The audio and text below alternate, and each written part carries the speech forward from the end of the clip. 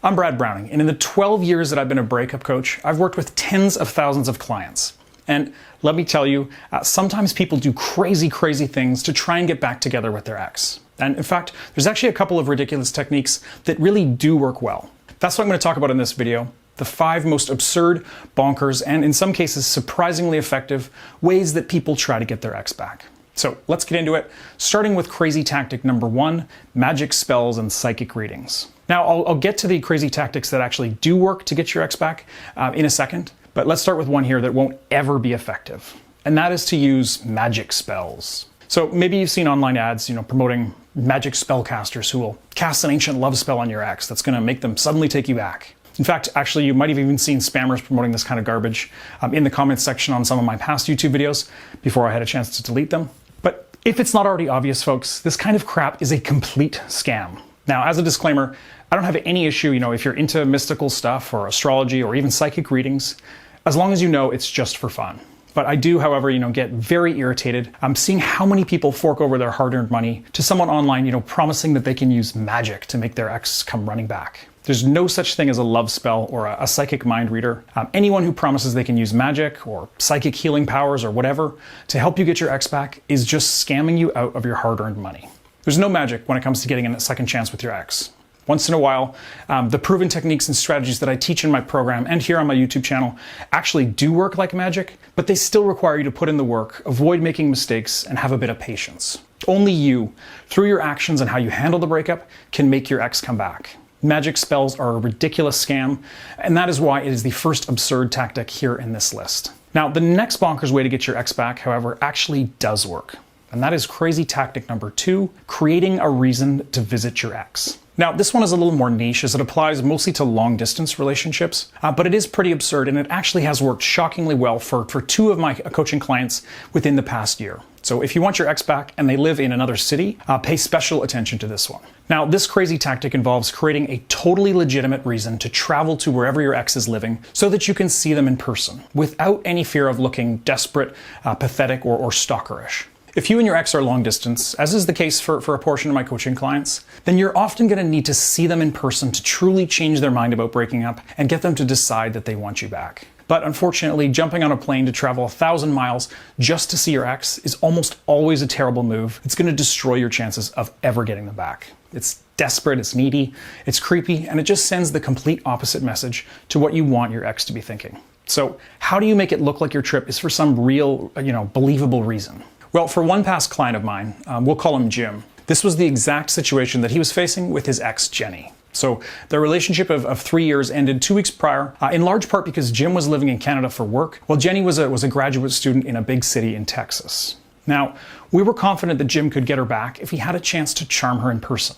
But we also knew that he had no friends or family in the city that Jenny was in except for Jenny. So showing up there randomly would be a horrible idea. But I knew that Jim was in the tech industry, so I told him to check and see if there were any big tech conferences coming up in Jenny's city. And guess what? As luck would have it, a major annual tech event was happening just a few miles from Jenny's apartment, starting in a couple of weeks. So Jimmy looked a little bit into it and discovered that his favorite author, who he'd actually told Jenny about many times in the past, was one of the key speakers at this year's conference. It was a hugely lucky break for Jim because it gave him an absolutely perfect excuse, a totally legitimate one, to fly down and attend the conference and then, casually reach out to Jenny to see if she wanted to grab coffee and catch up. Now, this particular story even has a fairy tale ending, as they did end up getting back together just a few weeks after that. And my favorite part is that Jim actually even convinced his employer to pay for his trip to attend the conference. So obviously Jim got lucky in this case, and it's not usually that easy or simple, but believe it or not, a very similar strategy actually just worked again for another recent coaching client of mine.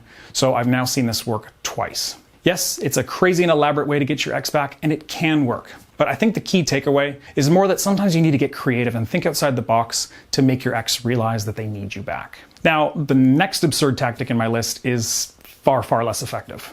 And that is crazy tactic number 3, hire an airplane to tow a banner with a message for your ex. I am not joking, folks. This actually happened, or at least I worked with a gentleman 6 or 7 years ago who did exactly this. He paid over $1,000 to hire a pilot and a little plane to tow a big banner that said, "I'm sorry, Sandra, love Bob," just in circles all day over his ex's house. Honestly, this has got to be one of the craziest things I've ever seen one of my clients do. And of course, it's a catastrophically bad idea that surely made this guy's ex even more certain she should never speak to him again. Now, it is funny, obviously, but it's also pathetic and kind of sad. Unfortunately, I have no idea what happened in Jim's case, but I'd wager my life savings that his ex was horrified and his friends and family thought he'd lost his mind. So this is a totally ridiculous and shockingly terrible way to get your ex back, and an expensive one. But the next one on the list here is nearly as absurd, but actually works extremely well. Crazy tactic number 4, moving out immediately and without remorse.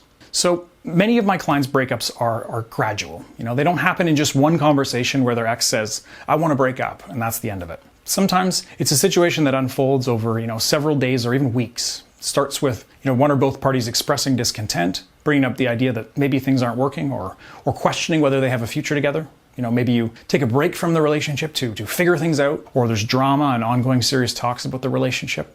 And often, this kind of thing ends with one person finally caving in and saying that they think they want to break up. Tears are shed, but they typically stay firm on the breakup, and at that point, it's officially over.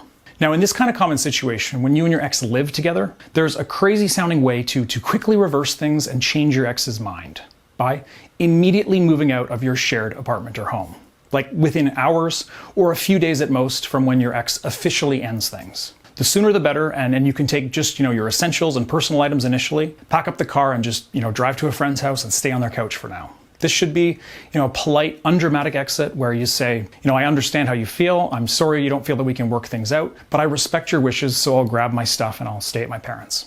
And then at that point, you just cut off communication with your ex completely. You live at a friend's house or wherever you can crash temporarily and try to continue living life normally, staying busy and waiting for your ex to reach out. And believe it or not, this tactic, when done correctly, almost always works. In I'd say 95% of cases, your ex is going to reach out within days, asking you to come over and talk, or sometimes they'll even actually just break down and beg for you to come back. I know it sounds totally crazy, but for situations like this, immediately and completely vanishing from your ex's life is so shocking and sudden that it forces them to panic and to change their mind. So whether things work out in the long term is definitely less certain, but this crazy tactic has almost always worked incredibly well for my clients in the past.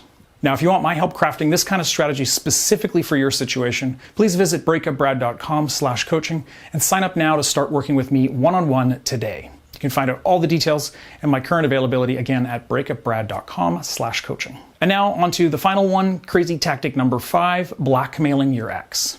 So folks, I saved the most bonkers one for last, and as you may have guessed, this is a shockingly bad idea, and in addition to destroying any chance with your ex, it's probably also illegal. But yes, I do know actually of at least 2 people who tried to blackmail their ex into taking them back. Now, thankfully, neither of these were clients of mine. Both of them were just YouTube followers who emailed me looking for help and shared their stories. I sure wish they'd reached out to me for help before they decided to blackmail their ex, but these 2 folks did not. Now, the first is from a guy who went to the same church as his ex, and he actually threatened to tell everyone at their shared church that he and his ex had had premarital sex if she didn't agree to take him back. So he claimed that she would have been kicked out of the church for this, but thankfully she didn't cave in, and he wasn't stupid enough to actually follow through on this, at least not when he emailed me his story originally. Still, this is a crazy bonehead idea that obviously killed his chance of ever speaking to his ex again. The second case was a woman who threatened to share nude photos of her ex because she thought it would convince them to get back together. So she said in her email that she had just sent this threat to her ex, and I actually never heard from her again. So here's hoping she didn't end up in jail, but I assure you she never got her ex back. All right, and thanks for watching to the end, folks. Please, please, please subscribe to my channel if you haven't already, and visit breakupbrad.com/coaching if you need my help getting back your ex. Thanks for watching. I'll see you in the next video.